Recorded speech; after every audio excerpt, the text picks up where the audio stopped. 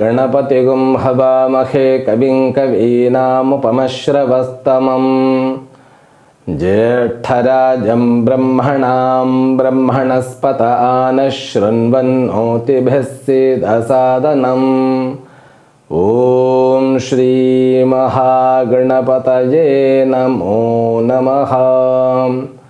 ॐ सर्वमङ्गलमाङ्गल्ये शिवे सर्वार्थसाधिके शरण्ये त्र्यम्बके गौरी नारायणि नमोऽस्तुते। ॐ नमः प्रणवार्थाय शुद्धज्ञानैकमूर्तये निर्मलाय प्रशान्ताय दक्षिणामूर्तये नमः। ॐ आदित्याय सोमाय मंगलाय बुधाय च गुरुशुक्रशनिभ्यश्च राहवे केतवे नमः।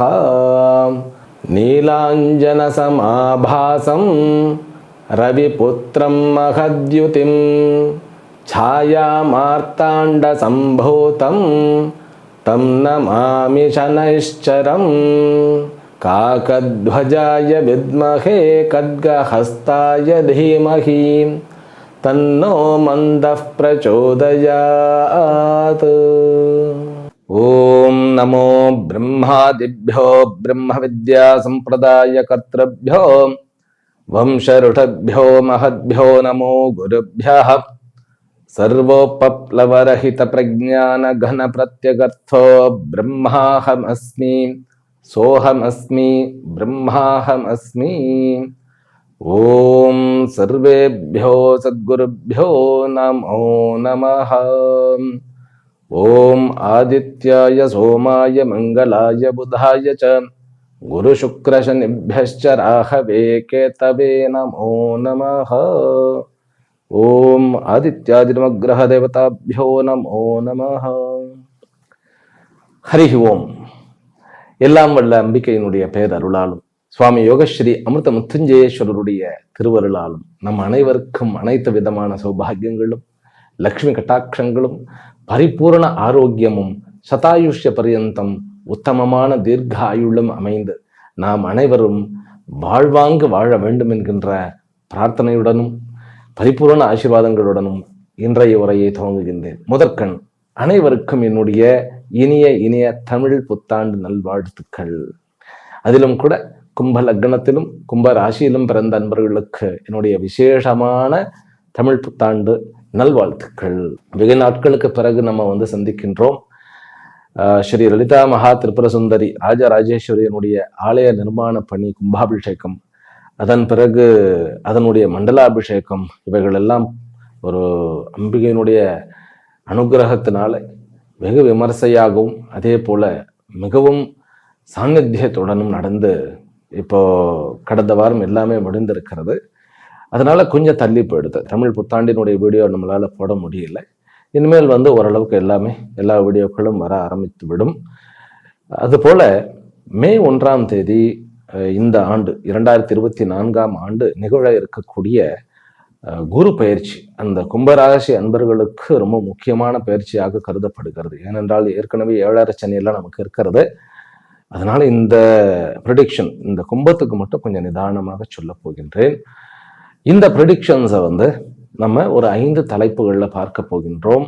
முதல்ல பர்சனாலிட்டி, ஆரோக்கியம், ஆயுள், அது எப்படி இருக்க போகிறது, நம்முடைய ஆயுள், ஆரோக்கியம், ஆனந்தம், மனோநிலை எப்படி இருக்க போகிறது அப்படிங்கிறதும். என்றால் அதுவே கேள்விக்குறியாக இருக்கிறது. அடிமேல அடி விழுந்ததுன்னு வச்சுக்கோங்களேன், கொஞ்சம் கஷ்டமாகத்தானே இருக்கும். அதாவது சிதைஞ்சிடும் மனசே.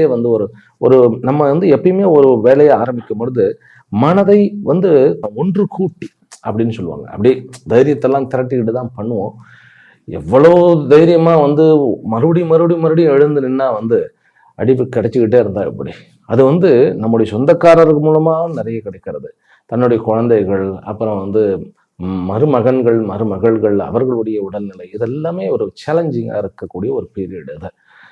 அதனால தன்னுடைய பர்சனாலிட்டி முதல்ல, அப்புறம் தொழில், தொழில் வந்து அதில் என்னென்ன வெரைட்டி இருக்கு, ஜாப், தொழில், பிஸ்னஸ் எல்லாமே பார்க்க போகின்றோம். மூன்றாவது வந்து உறவுகள் பார்க்க போகின்றோம். ஏன்னா உறவுகளில் நமக்கு ரொம்ப பிடிச்சவங்க பாதிக்கப்பட்டாலும் நம்ம தானே அவஸ்தைப்படுறோம். அப்படிங்கிறதுனால அதை பற்றி பார்க்க போகிறோம். பிறகு கல்வி, படிப்பவர்களுக்கு எல்லாமே எப்படி இருக்கும் அப்படிங்கிறது. கடைசியில் வந்து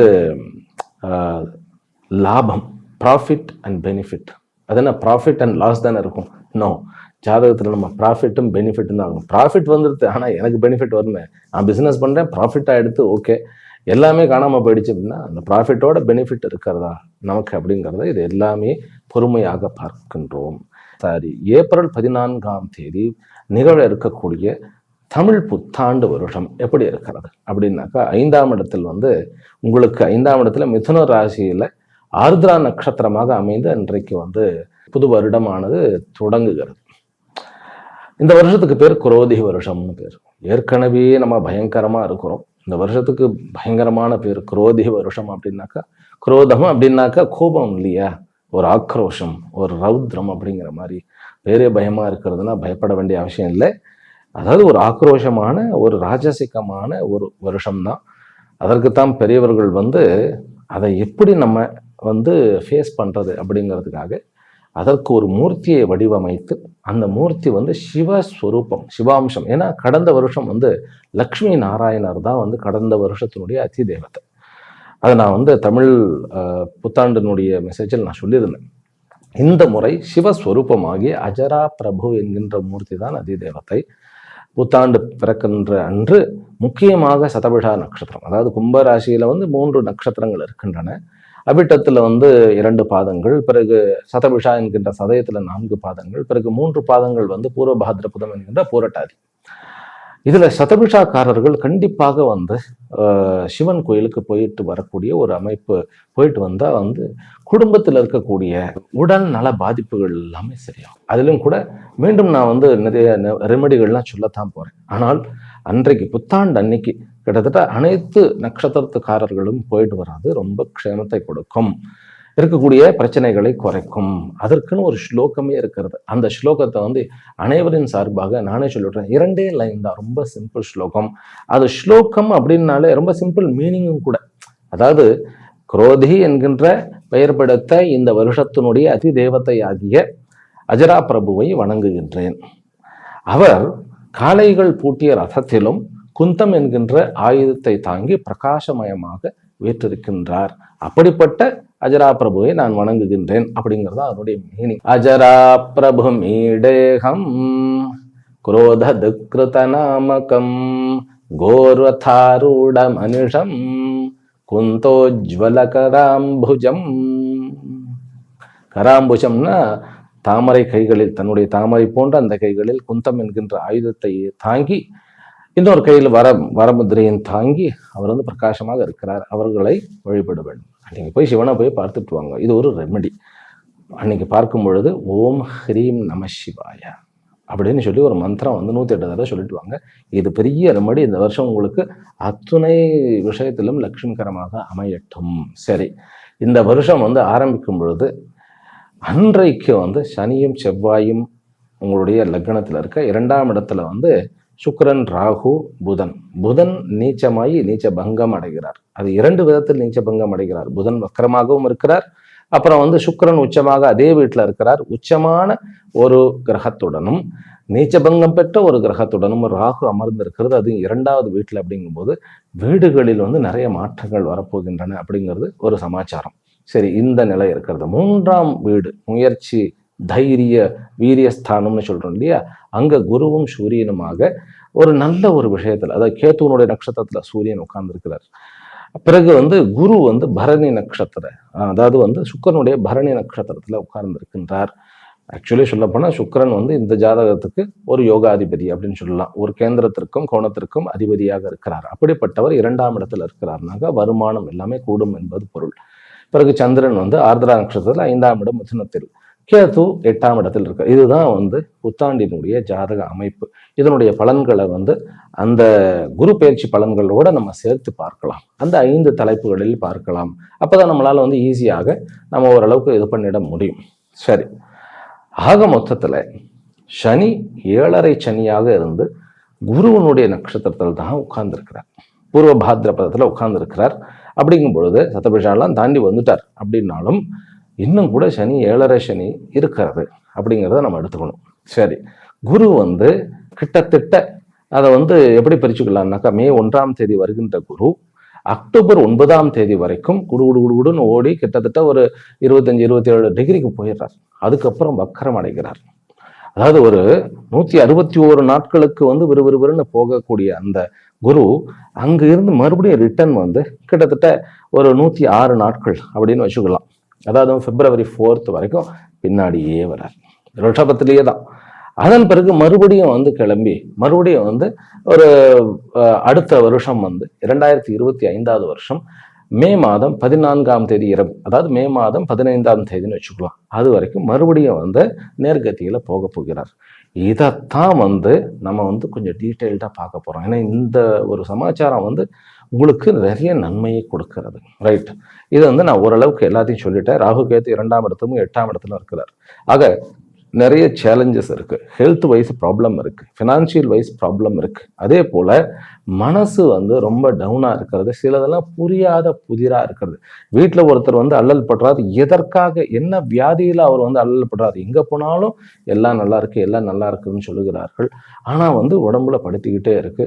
ஏதாவது செய்வினை வச்சுட்டாங்களோ, அல்லது வந்து ஏதாவது வந்து என்னது பில்லி சூன்யம் எல்லாம் பண்ணிட்டாங்களோ, அல்லது வந்து வேற ஏதாவது சாபமோ, அப்படி நிறைய டவுட்ஸ் இந்த மாதிரி எல்லாம் இருக்கக்கூடிய ஒரு காலகட்டமாக இருக்கிறது.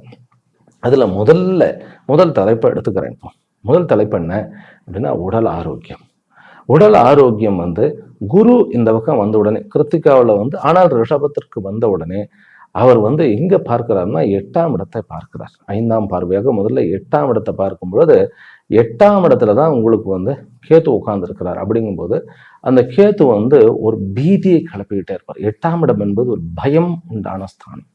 அந்த பயம் எது அப்படின்னு கேட்டா, சனி வந்து அந்த குழந்தைக்கு, அதாவது புத்திரகாரகனுடைய இந்த நட்சத்திரத்துல உட்கார்ந்து இருக்கிறதுனாலையும், அதே போல புதன் வந்து நீச்சமாயி இந்த வருஷம் ஆரம்பிக்கிறதுனாலையும் தன்னுடைய குழந்தைகளோ மருமகளோ யாராவது ஒருத்தர் சஃபர் ஆகி அந்த சஃபரிங் அவங்களுக்கு இது இருக்குமோ அது இருக்குமோ ஒரு பயம் வந்துடும். இல்லைன்னா தனக்கே ஏதோ ஒரு வியாதி இருக்குமோ, வியாதியை விட பயம்தான் அதிகமா இருக்கும். ஏன்னா ஆன்சரே கிடைக்கல. அப்படிங்கும்போது இல்லைன்னா இந்த வியாதி வந்து, அதாவது ஒரு சின்ன ஒரு வியாதி இருக்கும், ஆனா அது வந்து வளர்ந்துருமோ அது பெருகிடுமோ அப்படிங்கிற அந்த பயம் முதலில் நீங்கும். அதுதான் முதல் பலன். இந்த குரு பயிற்சி வந்து உங்களுக்கு 8ஆம் இடத்தை பார்த்த உடனே தேவையற்ற பீதிகளும், அதாவது பீதிகள்னா உடல் நலம் பற்றிய தேவையற்ற பீதிகள் விலகும். இது மட்டுமல்ல, தன்னம்பிக்கை. 10ஆம் இடம் என்பது பிசினஸ்க்காக தான் நம்ம சொல்றோம். பிசினஸ்னா என்ன தெரியுமா? முதல்ல இந்த கும்பராசி அன்பர்கள் புரிஞ்சுக்கணும். ஏன்னா கும்பராசி அன்பர்கள் என்னன்னு கேட்டா, இந்த அடுத்தவர்களுக்காகவே வாழ்ந்து தேயக்கூடிய, அதாவது உள்ளுக்குள்ள நிறைக்கூடமாக, அதனால அடுத்தவர்களுக்காக வாழ்ந்து தேய்கின்ற இந்த கும்பராசிக்காரர்கள் இதெல்லாம் புரிஞ்சுக்கணும். பிசினஸ்னாலே தன்னம்பிக்கை, அந்த உற்சாகமும் தன்னம்பிக்கையும் தளர விடாம எத்தனை தடவை தோல்வி அடைந்தாலும் அது நிற்கிற, அப்படிப்பட்டவர்கள் தான் பிசினஸ்ல வந்து கோல வச்சிருக்கிறார்கள். வாழ்க்கையிலையும் வந்து அவர்கள் தான் சிகரத்தை தொட்டு இருக்கிறார்கள். அப்படிங்கும் பொழுது 10ஆம் இடத்தை குரு பார்க்கறதுனால தன்னம்பிக்கை, பிசினஸ் எல்லாமே வந்து ரிவைவ் ஆகும். அதனால பிசினஸ் ஒருத்தருக்கு ரிவைவ் ஆகிட்டு கான்ஃபிடென்ட் வந்துடும். அதுலேயும் கூட கௌரவம். இப்போ வந்து உடல் நலத்தை சொல்லிட்டேன், கௌரவமும் நமக்கு ஒரு பில்டப் கொடுக்கும். அதை பில்டப்னாக்கா தப்பா நினைச்சுக்க வேண்டாம். அதாவது வந்து ஒரு தன்னம்பிக்கை. நம்ம வந்து நம்மளை ஒருத்தர் மதிக்கிறாருனாக்கா நமக்கு நம்மீதே ஒரு பெருமை வரும். அதெல்லாம் தேவைன்னு சொல்றேன். தல கணங்கிறது வேற, தன்னம்பிக்கை, சுய கௌரவம் என்பது வேற. அப்படிங்கும் போது அந்த சுய கௌரவமும் மேலோங்கக்கூடிய ஒரு அமைப்பாக இருக்கிறது. கேது 8ஆம் இடம் என்பது என்ன தெரியுமா? நம்முடைய சீக்ரெட்ஸ் எல்லாமே உள்ளுக்குள்ள இருக்கக்கூடிய சீக்ரெட்ஸ். அப்புறம் பயம், நம்முடைய ஆழமான உணர்வுகள். யார் மேல ரொம்ப பாசமாக இருக்கின்றோமோ அவர்கள் அவஸ்தைப்படுறதை வந்து நம்மளால பார்க்க முடியாது. அதெல்லாமே சரியாகக்கூடிய ஒரு அமைப்பு. அது மட்டுமல்ல, நஷ்டம் என்று போய் கொண்டிருந்த அந்த ஒரு சில விஷயங்கள்லாம் லாபமாக மாறி மனசுக்கு ஒரு தெம்பை கொடுக்கும். அதனாலதான் இந்த குரு பெயர்ச்சி வந்து உங்களுடைய ஒரு ஆரோக்கியத்திற்கும் பிறகு வந்து உங்களுடைய தன்னம்பிக்கைக்கும் ஒரு பெரிய ஒரு மாற்றம். அதே போல வீட்டில் இருக்கக்கூடிய குழப்பங்கள்லாம் குறையும். பிறகு நோய் அப்படின்னு பார்த்தோம்னாக்கா, அதாவது ஒரு நோயை விட பயம்தான் அதிகமா இருக்கும்னு நான் சொல்லியிருக்கேன். இதுல சனி வந்து பூர்வ பாத்திரபதத்துல உட்கார்ந்து அவர் வந்து அவருடைய பார்வையை மறுக்க முடியாது இல்லையா? அதனால அவருடைய பார்வையும் எப்படி சொந்தமான உங்களுடைய ராசி அதிபதி தான், உங்களுடைய லக்னாதிபதி தான். இருந்தாலும் சனிக்குன்னே ஒரு குணம் இருக்கு. ஒன்று தாழ்வு மனப்பான்மை, இல்லை உயர்வு மனப்பான்மை. அப்படி பண்ணிட்டு அதுல கலைவரம் பண்ணிடுவார். இல்லையா உங்களுடைய நடக்க விட மாட்டார் உங்களை. ஆமா, ஏதாவது ஒரு காரணம் சொல்லி ஒன்றும் சோம்பேறித்தனமா உட்கார்ந்துக்கிட்டே இருப்போம், இல்லையா உட்கார்ந்துக்கிட்டே செய்யற வேலையா இருக்கும். நம்மளுக்கு இஷ்டமா ஒரு ஃப்ரீடம் இல்லாம போயிடும். அதாவது ஒரு சுதந்திரமா ஒரு சாயந்தரம் ஒரு காலார ஒரு வாக்கிங் போயிட்டு வரும் முடியாது.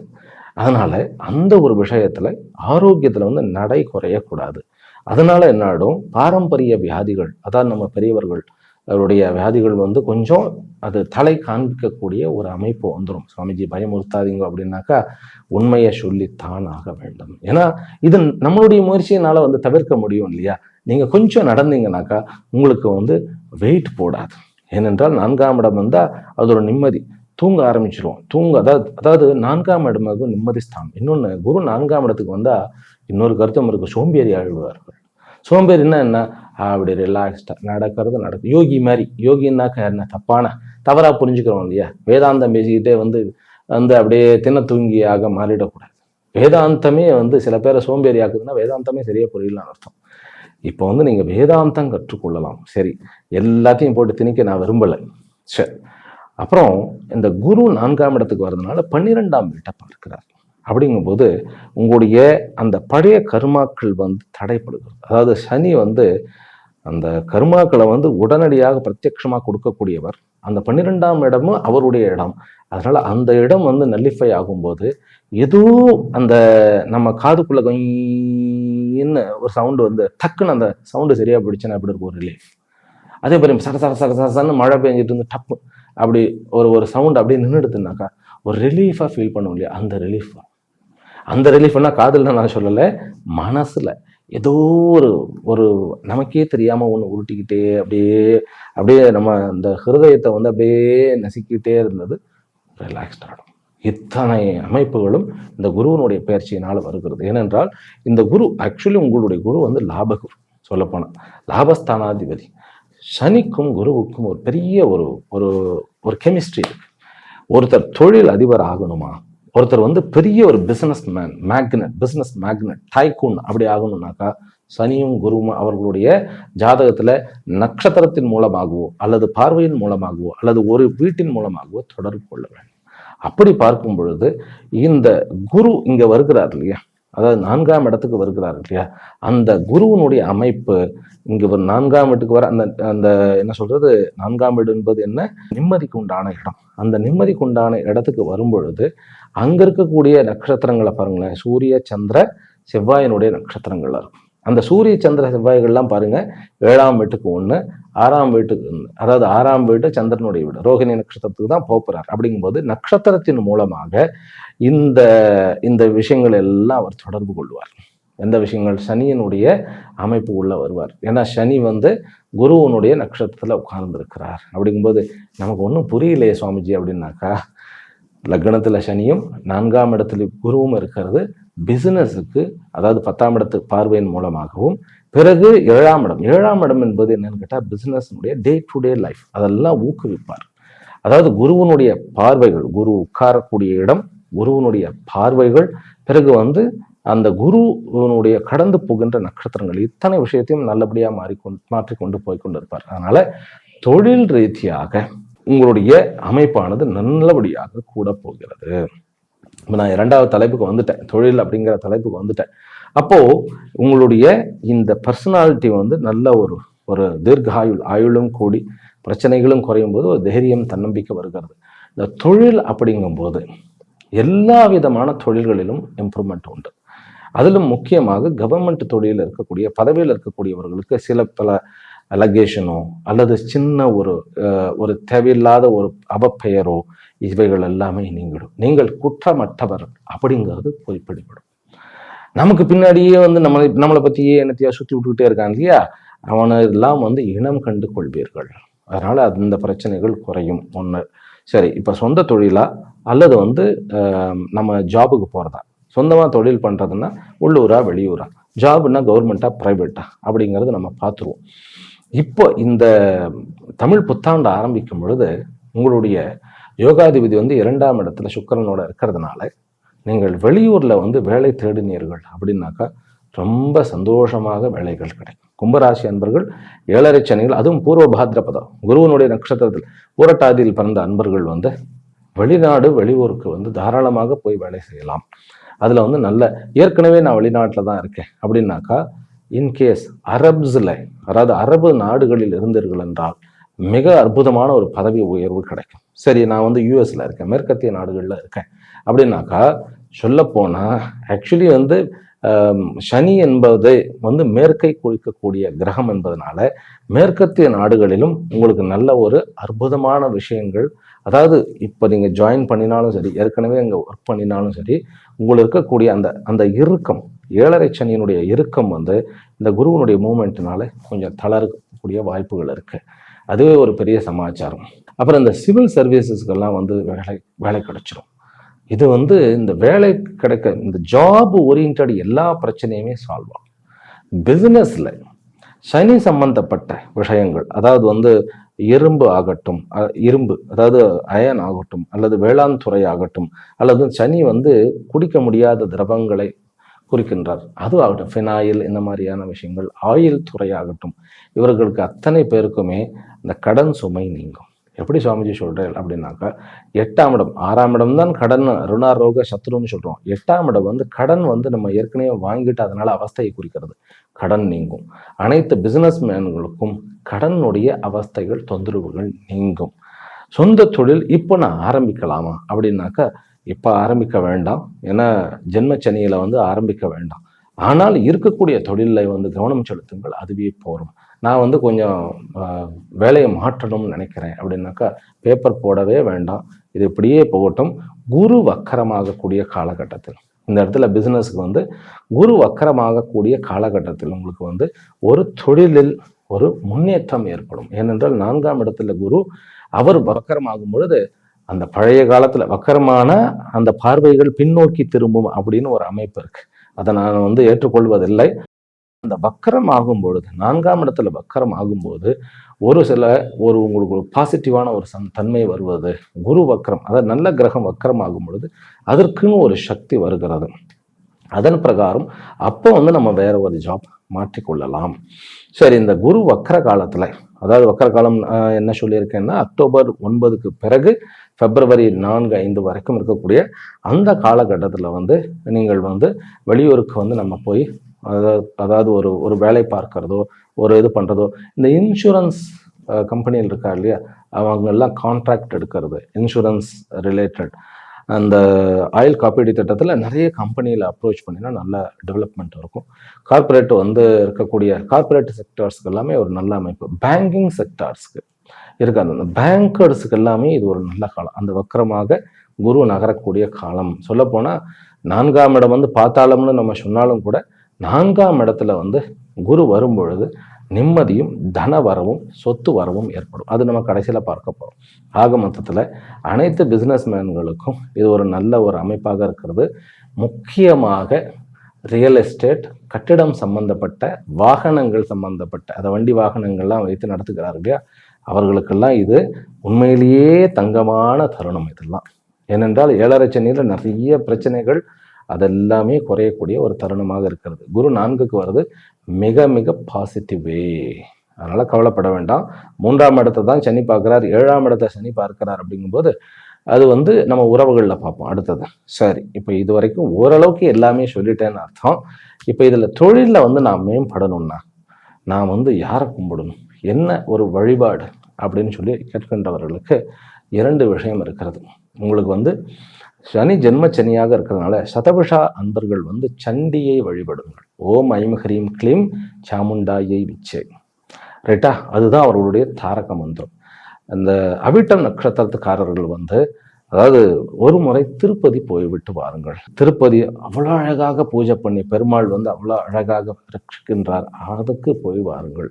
பிறகு பூர்வ பாத்ரபதம், அதாவது வந்து இந்த குருவனுடைய நட்சத்திரத்தில் உட்கார்ந்திருப்பவர்கள் ஆலங்குடி போயிட்டு வரலாம், இல்லையா முருகனையே வந்து திருச்செந்தூருக்கு போய் பார்த்து விட்டு வரலாம்.